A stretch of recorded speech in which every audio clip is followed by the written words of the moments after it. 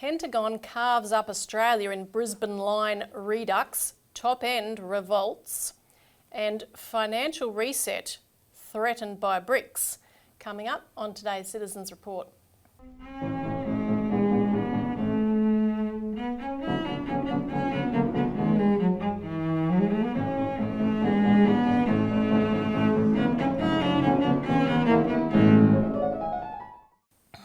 Welcome to the Citizens Report for the 7th of November 2024. I'm Elisa Barwick. Joining me today is Citizens Party researcher and writer Richard Bardon. Welcome, Richard. Thanks, Elisa.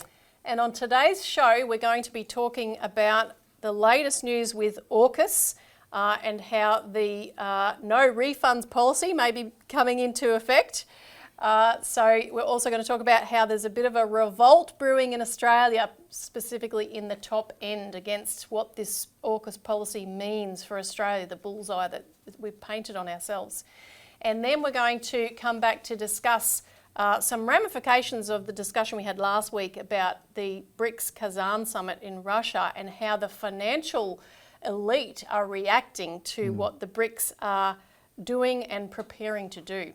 So stay tuned for that, it's most interesting. Now, to help us get the word out on this, make sure you hit the like button, share this as widely as you can. Also make sure you're subscribed and ring the notification bell. That way you'll be notified of upcoming events, including, which we'll make a plug for later, our upcoming National Policy Launch Conference on the 17th of November. So that'll, send you a message to let you know when that's coming up, and likewise. And if you can donate to support what we're doing, please click on the link below, particularly with our conference coming up and the election looming. We need all of your help that we can get, and thank you to those who've already donated. So on to our first topic, and you've written about this week, Richard. Pentagon carves up Australia in Brisbane Line redux, top-end revolts. And before we get into the local side of this story, which includes some rather stunning admissions about the US plans for Australia, just to note the obvious, which is that overnight it is official that there will be a President Donald Trump in the White House yet again. Now, I think the most stunning thing about this, it was by a large margin, but the most stunning thing was the manoeuvres that the Australian politicians make, to be honest, such as what Robert Barwick described in our morning meeting this morning of Albanese, who had been attacking Trump up until yesterday, performing what he called a triple back somersault with pikes to land so that his Albanese's lips end right upon, perfectly positioned upon the rear of Trump, right? So they do everything they can, and he did write a tweet about that, not quite so colourful as the way he put it in our morning meeting this morning, but like what they will do to suck up to the US ally and US-UK ally, really, in a historical context, is just remarkable, because Australia doesn't have an independent identity as a sovereign nation. And that really is our point. That's the point we made in our Alert Service lead editorial, which was written before the election result was in. But the point really still is the key, because regardless of what the US does, we have a role to play. And number one priority right now for the world, and we'll see whether Trump lives up to his promises about ending the Ukraine war and so on and so forth, but the number one priority is stopping war, and Australia has its own role to play. And by breaking with the Anglo-American alliance, that is the first step in the role that we can play to diffuse the war danger. And I want to just cite the comments, because, albeit for his own reasons and so forth, it is an important insight. And that was the comment at a Institute of International Finance conference on the 24th of October by the head of JP Morgan Chase, Jamie Dimon. Because he basically said, look, the economic outlook that you all want to know about is of teeny significance compared to the geopolitical situation we face. And referring to the wars in both Ukraine and the Middle East, he warned, World War III has already begun. You already have battles on the ground being coordinated in multiple countries, right? So, you know, that is something that a lot of people have expressed in different ways, and it is now a question of pulling the world back from the brink of that, and it's not going to happen without a fight one way or the other. Now, AUKUS for Australia is where the rubber meets the road on that matter. Yep. AUKUS is our commitment to fostering a war beyond the two that we just mentioned, Ukraine and the Middle East, and that's a war in China, which we would be on the front lines of. We would, you know, provide the cannon fodder for, as Ukraine has done in regard to that theatre. We would be the proxy. You know, the US, as former ambassador to China and Iran, John Lander, has made abundantly clear in interviews he's done on our Citizens Insight program, the Anglo-Americans do not run wars anymore directly. They don't have their own boots on the ground, although, you know, in some cases that forms part of it. They run these wars through proxies. They don't have the capability to do it any other way anymore. Now, speaking about AUKUS, you wrote an article this week for the Australian Alert Service, and people can contact us for a copy, and we'll put this article up online, which concerns updates, and these had been foreshadowed somewhat by in previous pronouncements and discussions, but the US Congressional Research Service has now definitively stated, look, you know, given the production and maintenance backlogs on America's production of submarines, they're now saying we're going to require what they call the division of labour, under which US subs would perform both US and Australian missions. Yeah, and if you believe that, I have a whole catalogue of shiny bridges to sell you. So this, yeah, as you said, this has been one of the sort of options being discussed because, well, first we should say the US Congressional Research Service, it's been around for a bit over 100 years. It's there to provide, as the name implies, research on various policy areas for members of the US Congress, and any of them can commission this research. But so the fact that there's a whole series of these papers on AUKUS tells you, and the direction that they're going, and the more explicit they're being in what, you know, in these plans they're presenting, tells you what the US Congress is thinking, and they're the ones who have to authorise any transfer of nuclear technologies or submarine technologies, even without the nuclear component, any sensitive technologies to Australia or any other country. And the only country they've ever authorised that for before was the UK, which is, you know, the three of us are in this thing, hence the name. So, yeah, so this division of labour that they proposed, said, well, you know, you can't, we've pledged $368 billion for these submarines. Can't afford it, don't know where it's coming from, but you don't have to pony it all up front, so that's all right, we'll dig it out of somewhere, supposedly. But no matter how much money they've been throwing, and the Brits are even worse, none of their attack submarines apparently even seaworthy at the moment. We're supposed to be basing them down here or rotating them, you know, permanent presence. They just sail one ship out and bring the other in. And the Americans are doing the same, this fleet rotation, fleet base west, whatever they're calling it, in Perth, and then they're looking for a location on the east coast.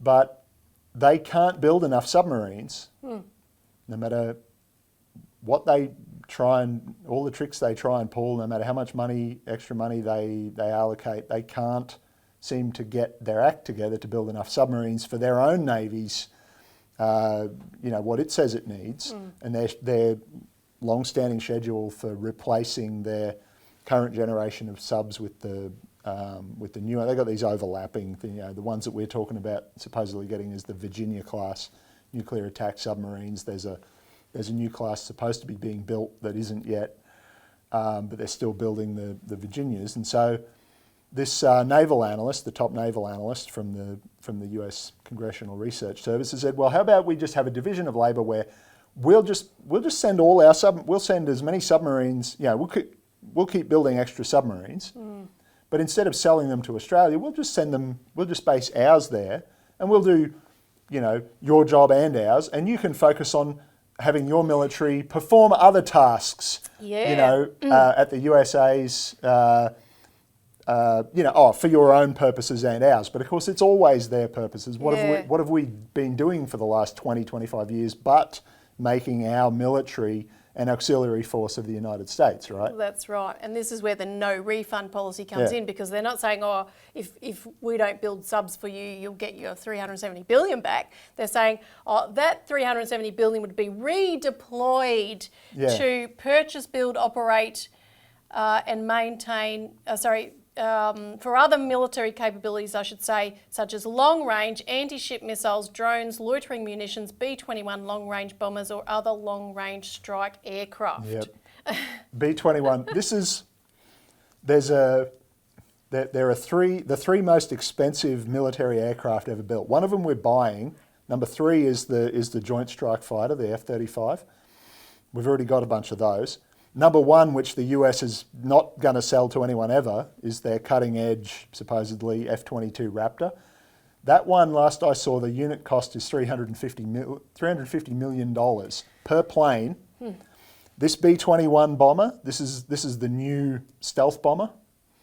There's prototypes, but it's undergoing final development at the moment. I looked up the estimated unit cost for that is $700 million per aircraft. So we have a new champion, ding ding, right? Yeah. This is what. If you're not going to, don't buy these ridiculously expensive subs that we're charging you 4 times for, 4 times what we can actually build them ourselves for, because reasons, because we can, because you idiots signed up for it. Spend it on all this stuff instead. Because, if we were to spend it on the submarines, and the no refunds policy also applies to those, because, and we've reported this back when they announced it at the time, but there's a formal treaty has to be signed on some of these AUKUS arrangements at the first time we actually get a look into what the deals that they've agreed to. It's yet to be ratified by Parliament. But these suckers, these spineless lackeys, this government has signed up this thing. Yeah, we'll pay for everything as we go, and ahead of time in a lot of cases, but the US and the UK can pull the pin anytime they want and walk away, keep all their tech and keep all our money. Like you wouldn't buy a car on those terms, would you? No, unbelievable. And then furthermore, and this was reported in an extraordinary article that was run by the Australian Financial Review. So we'll put this up on the screen. It's headlined, "The Map That Canberra Doesn't Want You to See." And this is where we're making a historical comparison of sorts to the Brisbane Line, which you can explain in a moment. But James Curran wrote this up in terms of what he discovered about what the Pentagon, how the Pentagon is looking at Australia. I mean, they're just like, cha-ching, cha-ching, and in terms of their war and military plans, looking at Australia from the standpoint of a map. And the map that's in the AFR has put together their version of what this looks like. No doubt the actual map is top secret. But Curran writes that defence planners in Washington, quote, now divide their strategic map of the Australian continent into 3 distinct, though interconnected segments. According to a senior US military officer, Assistant Secretary of Defence for Indo-Pacific Affairs, L.I. Ratner, reportedly consults this map for convenient reference to newly provided and traditional Australian resources. So it's divided into 3 zones, which he then describes. First, Zone 1 is the north of Australia, primarily in Washington's eye, the site for US, quote, force projection. That means waging wars on other countries from our soil. That's just right. In case that's not In clear. other words, this is not a defensive capability that they're planning on. Secondly, that first zone extends from the far northern reaches to just south of the Tropic of Capricorn. And he gives the detail. He says, in this zone, Darwin and Catherine are key. In the territory capital, 2,000 US Marines rotate on 6-month deployments. US aircrafts, eventually including B-52 bombers, are stationed at the Tyndall Air Base near Catherine. But it would also include the upcoming upgrades to airfields across northern Queensland, the Northern Territory and Western Australia, etc. The intelligence facilities at Pine Gap and Northwest Cape, so central to US war planning, and the defence of the US itself are also critical in this northern segment. Then the second zone, this narrow strip across the middle of the country, would comprise logistics hubs. Thirdly, he says, while southern Australia, stretching from Perth across to south of Sydney, is the so-called soft underbelly, as some in the Pentagon apparently refer to it. This is for industrial production comprising major population centres such as Melbourne, Perth and Adelaide that will support planned AUKUS submarine, frigate and munitions manufacture. And as you put it in your article, so the newly provided Australian resources include the population itself, the worker ants for this project of force projection. And this is what people need to understand. All this stuff about, what do they call it? Mateship and all these other sappy terms. I don't care about any of that. That's not how war planners think. No. You're a number, you're a cog in a machine. Yeah. Everybody's useful, or everybody's worth something, I should say, insofar as they're useful to their war aims. Now, that's their job, and okay, I guess you need people like that, world being as it is, but then again, people like that are why the world is as it is, in large part, so a bit of a chicken and egg problem. But the point is, when you hear any of our politicians or the American politicians talking about how we have this great tradition of fighting shoulder to shoulder and this and that, and wars that most of which we should never have been involved in the first place, forget that. That's all just window dressing. That's, if I can use a slightly vulgar metaphor, that's Vaseline, right? Yep. You got to be thinking about what do they want? What are they? What's the point of all? Where are they going with all this? And this is where they're going. And so, if you think about lack of our own independent, sovereign integrity to actually defend our nation, because we're painting a big bullseye on ourselves by doing all this. It is the equivalent of the Brisbane Line, because this was, the fictitious kind of imaginary line during World War II, above which, we can probably put a picture of it up, above which we were prepared to sacrifice. Yeah, this was the British and Robert Menzies' plan in World War II. They said, well, we can't beat the Japanese, but we can use them up, wear them out, trying to occupy and control all this vast territory, which, as Paul Keating has said, is part of the reason nobody's that stupid. Certainly the Chinese aren't. They're not going to bother trying to do that, right? They're not. This idea that people like Andrew Hastie and these other guys peddle that, China's going to invade us next if they're allowed, if we let them get Taiwan back. It's absolutely ludicrous. Let alone that there's multiple countries in between, But anyway, so the Brisbane line, there was a line from just Brisbane across to Adelaide and down. The modern version, they've drawn it right across the country to around Perth. But that was the bit we were going to defend. Yeah. Right. The rest of it, we could sacrifice. Lure the Japanese in. Let them overextend themselves, and of course from the British side, lure the Americans in, let them wear themselves out, British Empire comes out on top, right? Well, now, this is like a sort of a negative, those old photo negatives. Do people still see those? I don't know. We don't use film much anymore. But this is what this is instead of, we're welcoming in the foreign invader and letting them use our territory to start their war. Yeah. But otherwise, it's basically the same thing. Hence, we've called it that in the article. This is the 21st century version of the Brisbane Line. And as I said, it's the resources that they're talking about, and I've gone through this in the article. We've reported on, just reprising things that we've reported before. All this stuff you hear about the, critical minerals and the future made in Australia, yet they keep hiring American and other, foreign companies to do these things, right? They've agreed to us being designated a domestic source under the US Defence Production Act. This was announced a little while ago, earlier this year, which means we streamline our our foreign investment approval protocols, our industrial policy priorities, everything. And we're hearing from people in various industries all over the country, from mining to manufacturing, such as it is anymore in this country, then anything that's involved, anything that the government's involved in, you need permission from the Americans. They're everywhere.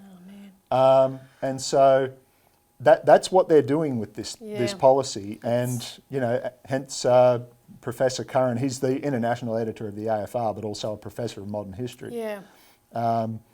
This is why they wouldn't like you to be thinking about this, seeing this map and thinking about what it represents. Exactly. But look, some people in the top end of Australia, in the Northern Territory, have gotten wind of maybe not that map yet. I hate to see how they react when they see that. But in the last couple of weeks, we've been talking to a bit of media up there.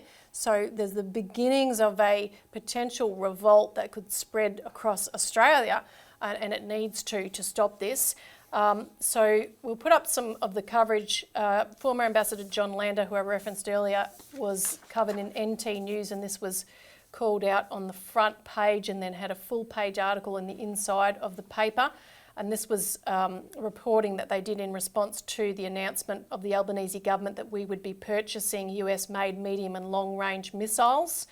John Lander in that article said, look, it's absolutely dangerous that we do not have an independent foreign policy. We're making ourselves a threat to China. He said they've already got the US Navy parked on their doorstep, forces near Taiwan, and now a military build-up in Australia. And he went on to say that he expects the US military presence in Australia to reach World War II levels. Unbelievable. Now, there was a follow-up radio interview that John Lander did on ABC Drive. And I want to play a segment of this because I think it lays out in a very crystal clear way exactly what the risk is here.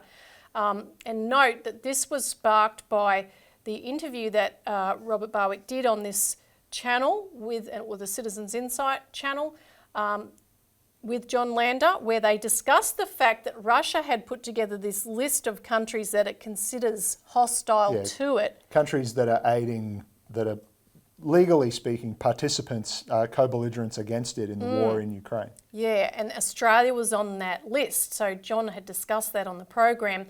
And of course, that implies that if Ukraine were to use long-range missiles that targeted inside Russian territory, those missiles receive targeting assistance from Pine Gap, and that means that Russia could target us according to their defensive doctrines. Well, according to the international laws of war. If you're supplying intelligence support to attacks on one country, you are a legitimate target. There's just no two ways about it. It doesn't even matter who you think is at fault or not in this situation over there. So the interview with ABC Drive started off talking about Russia. Then John had to inform them, look, the bigger issue is actually China, and the build-up going on in the top end right now makes Darwin the epicentre of the projection of US power. That's the intent. He said this is not defensive, this is offensive. So we are painting a big bullseye on ourselves. So let's listen to that clip. If the US is building up here in the top end, does it matter? They'll protect us, won't they? John Lander was Australia's Deputy Ambassador to China for 30 years, and he thinks that even if the US do protect us, they might also be putting a target on our backs. This week he's made some pretty bold comments calling Australia the 51st state of America and claiming that he expects the US military presence in the top end to reach World War II levels. He's with us this afternoon. John, welcome to the program. Thank you. Tell us about your perception of the US military build-up in the Northern Territory and why Territorians should care about this. Well, if I were living in Darwin and seeing what is going on, I would be trying to move as far south as I possibly can.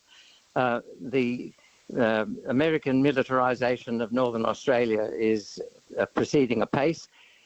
You already have 2,500 US Marines rotating through Darwin regularly. The United States Indo-Pacific Command headquarters is based in Darwin.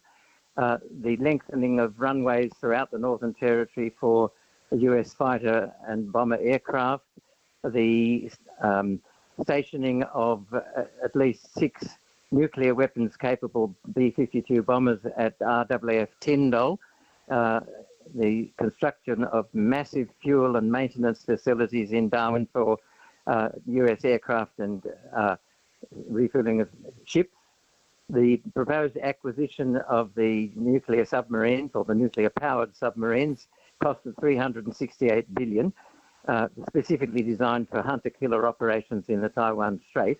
The construction at the cost of $10 billion of deep water ports on Australia's east coast for nuclear-powered and nuclear missile-carrying submarines, and the long-established communications and surveillance station known as Pine Gap in Central Australia, are all United States facilities.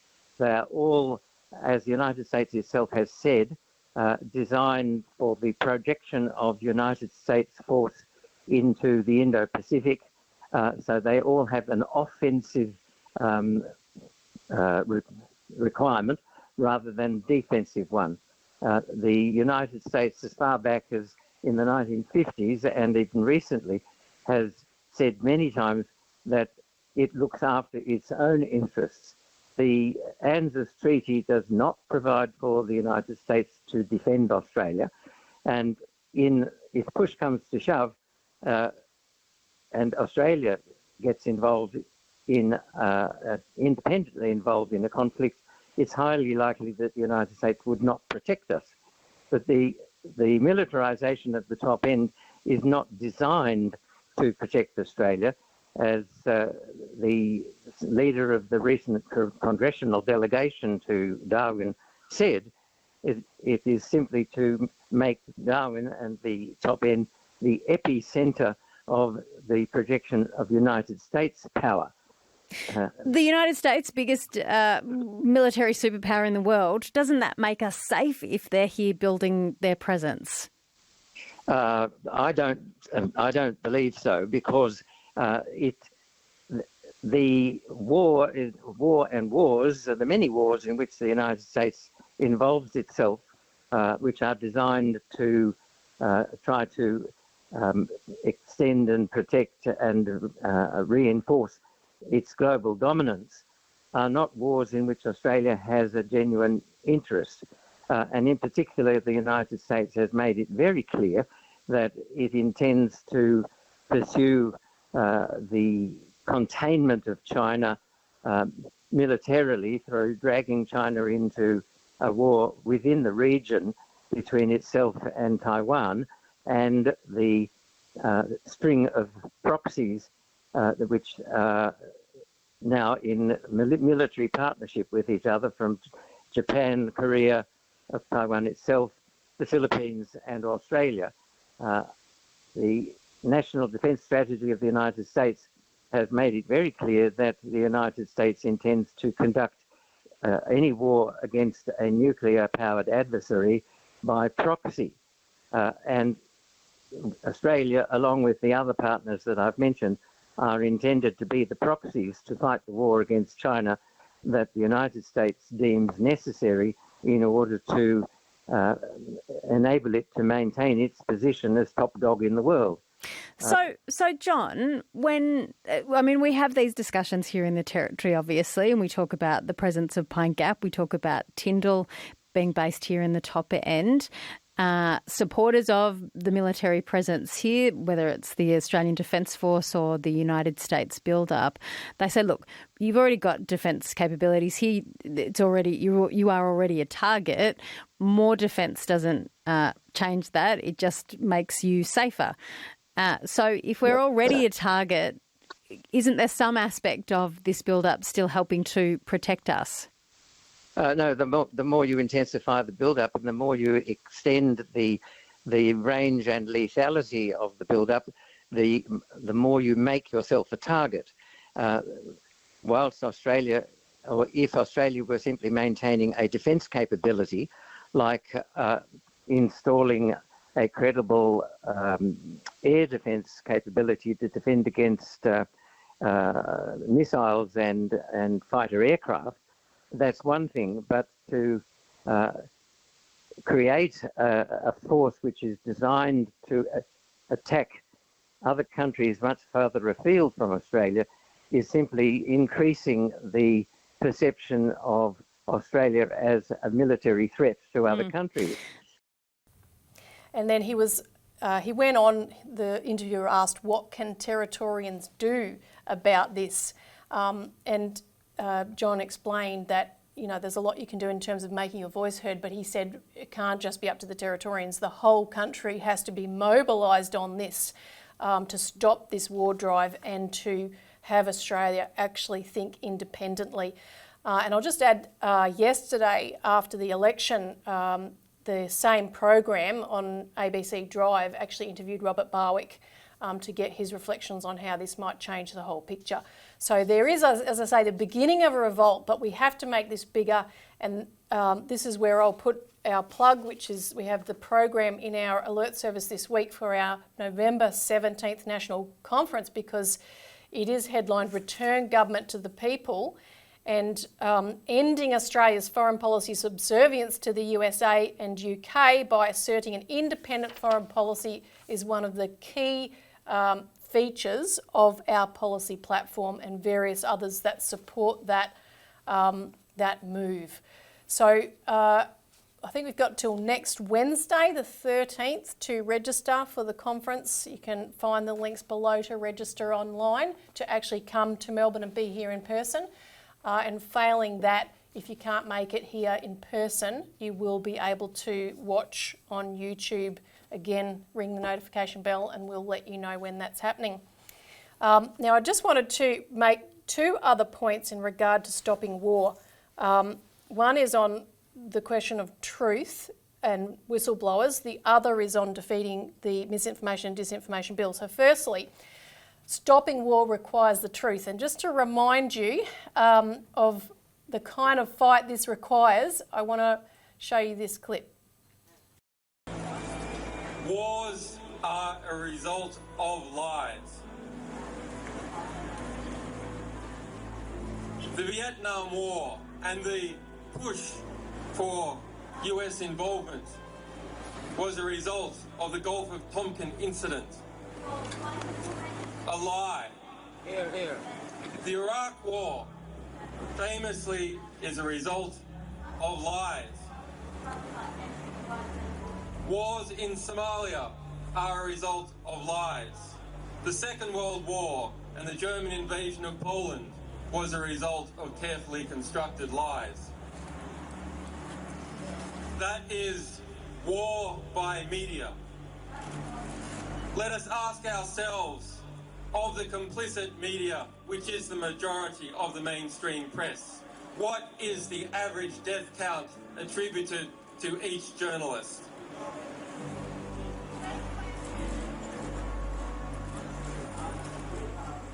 When we understand that wars come about as a result of lies peddled to the British public and the American public and the publics all over Europe and other countries, then who are the war criminals? It is not just leaders, it is not just soldiers, it is journalists. Journalists are war criminals.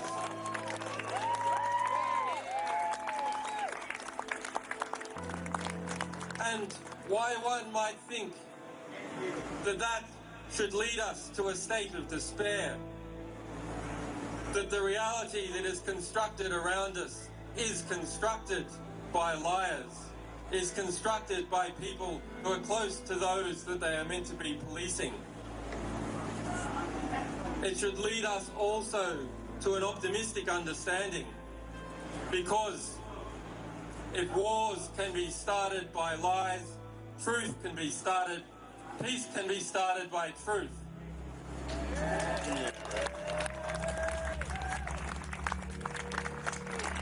So that is our task, and it is your task. Go and get the truth. Get into the ballpark and get the ball, and give it to us, and we'll spread it all over the world.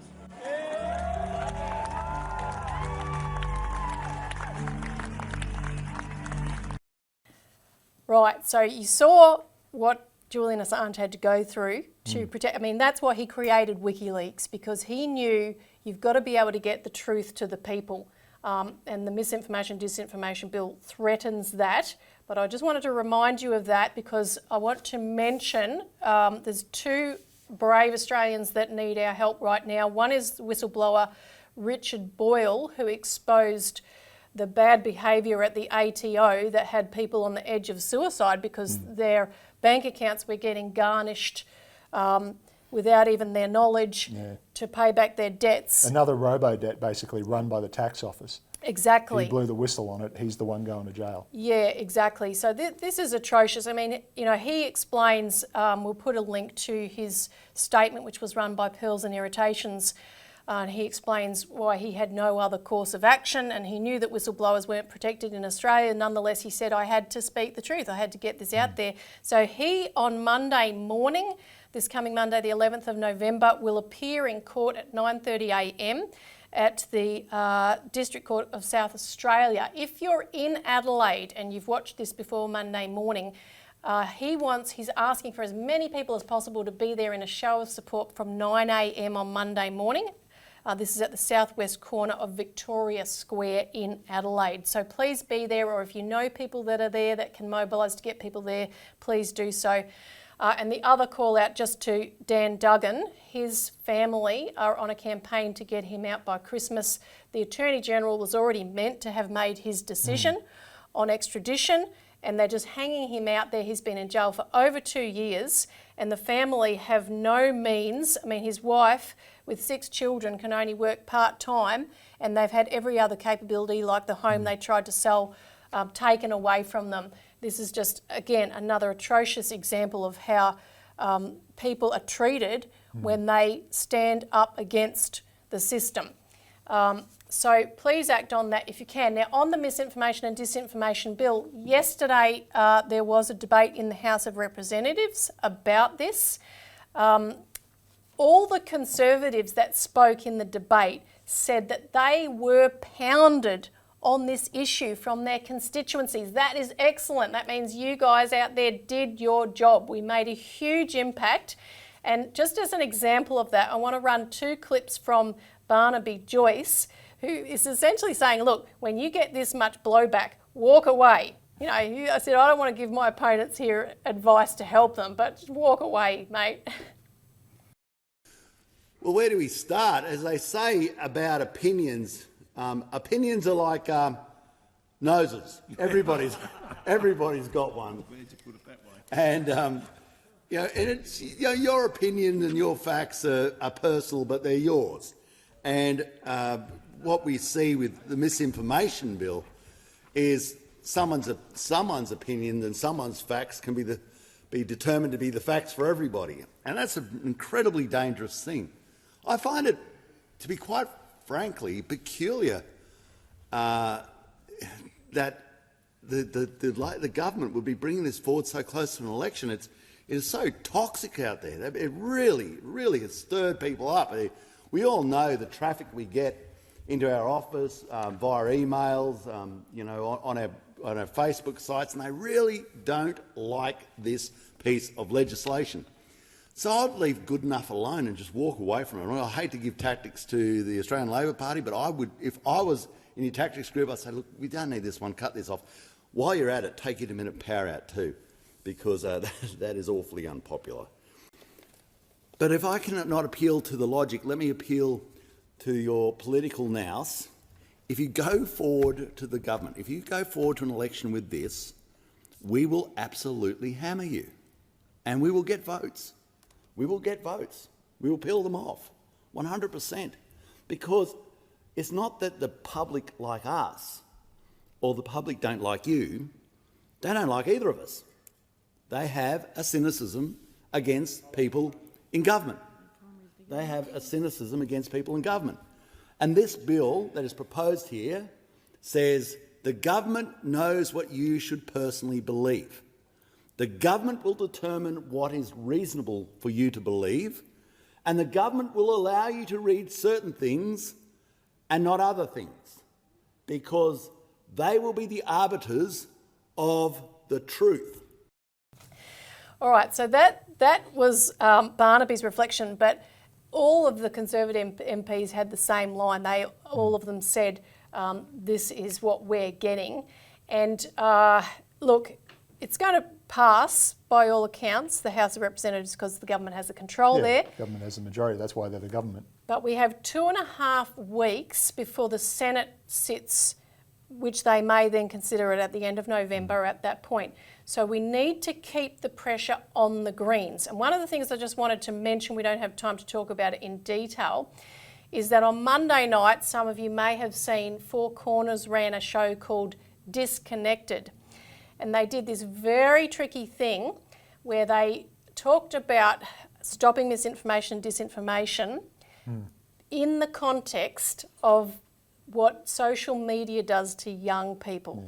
Yeah, online bullying. And it's two completely different things. Absolutely, completely different issues. But and they conflate them exactly to, it's like, if anyone remembers that old Simpsons gag, won't somebody think of the children, you know? And the thing is, it has an emotional impact, and no doubt it will on the Greens, because they talk about reigning in social media. That's one of their big issues. And fair enough, we need to. And in fact, you know, full disclosure, I got in trouble from Robbie watching the show because I was emotionally reacting to the latter part of the show, which was all about how young people, you know, are victims of the algorithms of TikTok and Instagram and so forth. You know, young people just completely get sucked into that world, and it's the be-all and end-all, and they had examples of the suicides that take place, and you can't help but being affected by that. And he just came back in to say, look, you know, don't let yourself react that way, because what they're trying to do is sucker people in, which I knew, of course. Yeah, because that has nothing to do with misinformation, nothing to do with disinformation.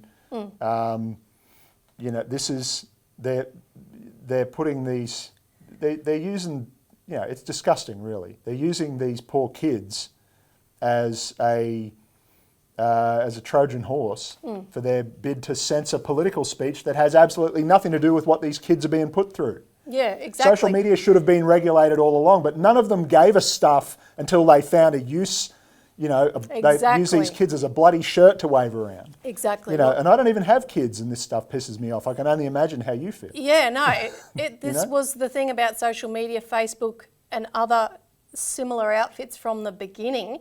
But yeah, there was never any interest in regulating that kind of thing at all. So make sure you do, even if you've done it already, contact the Greens senators on this issue, because it really will be determined by them. And all these kinds of ploys, like what Four Corners did, are going to be pulled in. And in fact, this was the line, this Four Corners type line. This was what all of the Labor Party MPs were reciting chapter and verse yesterday in the Parliament. Yeah, I mean, it's obviously coordinated. Just in case you think we don't have, you know, state media propaganda organs like those commies or whatever we get told. Yeah, no. You know? Okay. All right. Now, let's move on. We're going to discuss financial reset threatened by BRICS. And for those who haven't seen it, go back and look at last week's show, which you did with Robbie, Richard, on the BRICS Kazan summit that took place, in which 13 additional countries were brought into the BRICS fold as partner nations. And this week for the Alert Service, I wanted to write up some of the reverberations of that process, and there were various interesting things. But the thing that became of most interest as I was looking through to see how the media were reacting and various commentators was not on anything that the BRICS actually did or anything that was in the Kazan Declaration. In other words, the things that all the parties agreed to. They weren't reacting to that. They were reacting to what's in the background and some of the things that Russia's particularly been pushing, which they talked about in a document that they put out ahead of the summit, which was called Improvement of the International Monetary and Financial System. And that included a proposal for a BRICS central bank payments platform for settlements using digital tokens, i.e. distributed ledger technology, which is blockchain technology, which allows instant peer-to-peer exchanges across borders, which means it would overcome the problem of BRICS nations having to rely on the US dollar reserve. And the US payments system, the like payments SWIFT. clearance systems like, SWIFT predominantly, which, they kicked Russia out of, so they can't very well complain about them organising an alternative. Exactly. And it would mean that BRICS countries, not just Russia, but other countries that have already been threatened by the same thing and others that are likely to be because they're opposing the geopolitical tendency that the US and Britain is pushing, to be sanctioned and to have their reserves stolen, etc. Yeah, or just countries with a modicum of self-respect that don't want to leave themselves open to being dictated terms to when, whenever it might be. Exactly. So these were some of the headlines I came across, and these were all in the financial press. So the London Economist, which has been the propaganda mainstay of the British Empire from day dot of the British imperial free trade control of the world, and from other financial press like Bloomberg. So Putin's plan to dethrone the dollar was one headline. A surprise new twist in Putin's currency wars. A global financial war on a new digital front, and BIS debates ending project eyed by Putin to undermine the dollar. So That's the interesting one. So these articles all intersected one issue, which is that the US, the Anglo-American establishment, they know their financial system is imploding in on itself. They've done everything they can to prop it up until they can prepare a new framework by which they can control things. And that new framework would centre in a new global currency, which would be a digital currency. Yeah. And that was proposed in 2019, in August 2019, at the gathering of central bankers that happens at Jackson Hole every year. Yeah, in the United States, for anyone who doesn't know. So that had been put on the table at that time by the then head of the Bank of England and the guy who had headed up the Financial Stability Board up until a year or so earlier at the Bank for International Settlements, Mark Carney. He laid that out. Similar ideas that would supplement it were proposed in a paper written by the big mega speculator asset management firm BlackRock, talking about how, and the Fed wrote subsequent papers, and you can read about this in an article I've written in this week's Australian Alert Service, all the details, but the various Federal Reserve agencies in America wrote about how with such a digital currency, any future bailouts could be done directly, where in two ways, institutionally and through individuals. So institutionally, which is what happened during the COVID bailouts of March 2020, the Fed could take Treasury money, government money, and use it to buy corporate bonds, which is what they did. And that program was run by BlackRock. They did it. So Yeah, they were the middleman. exactly. So they gave themselves a nice job. They could get a nice cut of everything there. So that would be how they would, they call it going direct to do their bailouts. And the other means of doing it, which was then also elaborated in Federal Reserve papers, was to also do the same thing with individual bailouts. So if there's a stimulus where the government gives the people money, it would happen through a central bank currency where every citizen would have an account at the Federal Reserve and you would get an injection of money into that account. But of course, as we say in the paper, this establishes a traceable and controllable system. I mean, it's the exact opposite of what we fight for to defend when we defend cash. Yeah, and it's the opposite.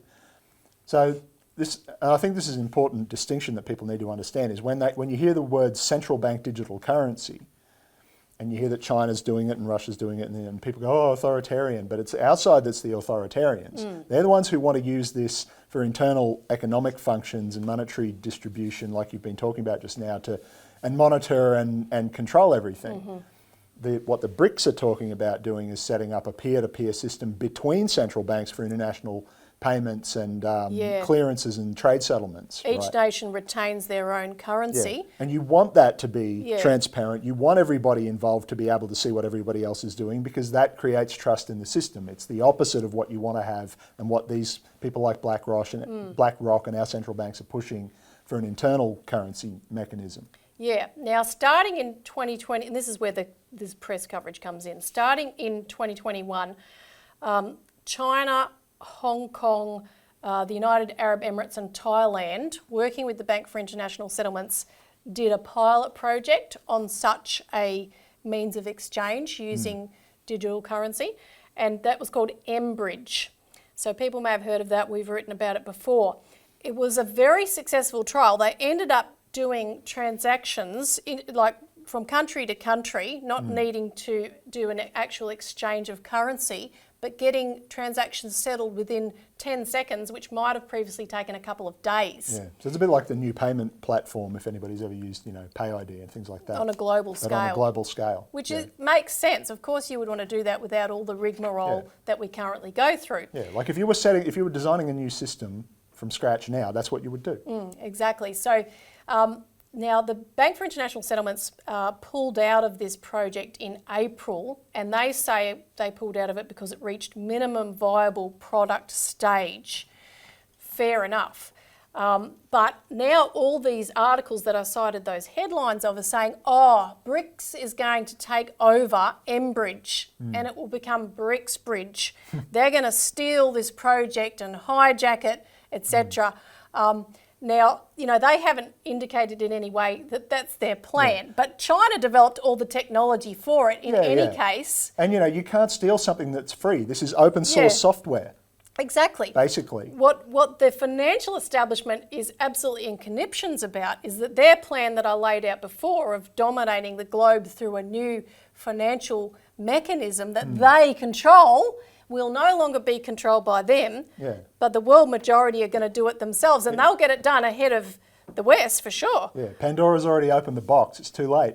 And that line is, verified really by the fact that once the BAS pulled out of this MBridge project, which is dominated by China, it started up a new project in April this year called Project Agora, which is mainly run by the US, the New York Federal Reserve and the Bank of England and other central banks based in France, Switzerland, Japan, Korea. So this is more of the Western side, or on that side of the like-minded partners, or whatever they call them. Exactly, and the Bank for International Settlements called it a public-private programmable core financial program, a platform I should say. Exactly, so it's their private control, their vision of corporatism or fascism of controlling the globe through the financial purse strings. As a rule of thumb, anytime you hear the words public-private partnership, just run. Absolutely. So, it is actually a very interesting picture because we are facing the results of a crisis that happened in 2008, the global financial crisis. The issues were never resolved. We went from bailouts after that to inventing bail-in, stealing people's money to keep the banks afloat, to the point where we've looted and sucked dry the real economy to sustain this dying edifice. And their last-ditch effort to, control things financially top down is now being completely undermined. The rug's being ripped out by the fact that the majority of the world's population don't want a bar of this, because the financial system is wielded as a tool of geopolitics to control the globe. It's a new form of imperialism, informal financial imperialism, as it's been described. And countries like Australia have to weigh in here. We have to say, look, we don't want the geopolitics. We don't want a target on our back. We want to go with the BRICS approach. And in our national conference, we will be talking about Australia allying with that faction of the world. that actually want peace, cooperation, dialogue to solve problems. Which is now the global majority, not just the global south anymore, as we've been saying. Exactly, it's the bulk of the world, so we've got to get on board. Especially, being as how we're down here in the south and wagging our fingers at everybody telling them what all they have to do. I wonder why they put up with us, frankly, all these years, like the patience that some of these are cultures that have been around since when our forefathers in Western Europe were worshipping the sun and hitting each other with rocks, You really have to sit back and think about, like Robert Burns said, to see ourselves as others see us. Yeah, no. Look, if Australia were to break from the Western allies and say, we're going with this, can you imagine the impact that would make? I mean, remember when New Zealand just made small overtures to move away from Five Eyes decisions vis-a-vis, like they wanted to keep trading with China and have a good relationship with China. I mean, that caused major ripples across the globe. But if Australia were to take a dire action, and if someone like Albanese would ever want to think about even, imagining getting re-elected again, these are the kinds of things he needs to do. Along with having a People's Bank. Yeah, and it shouldn't be that hard, given these are all things that he's claimed to stand for the 30 years prior to his getting into office. Yeah, exactly. You would think. Yep. So that's what we need to do. So do get on the phone, write emails, whether it be on the MAD bill or these other issues, and sign up to come to our conference to be a part of building that revolution that has been sparked in the top end and which we have to fuel fan the flames of. That's the show for this week. Thanks, Richard. Thanks, Elisa. Thanks for tuning in, and we'll see you again next week.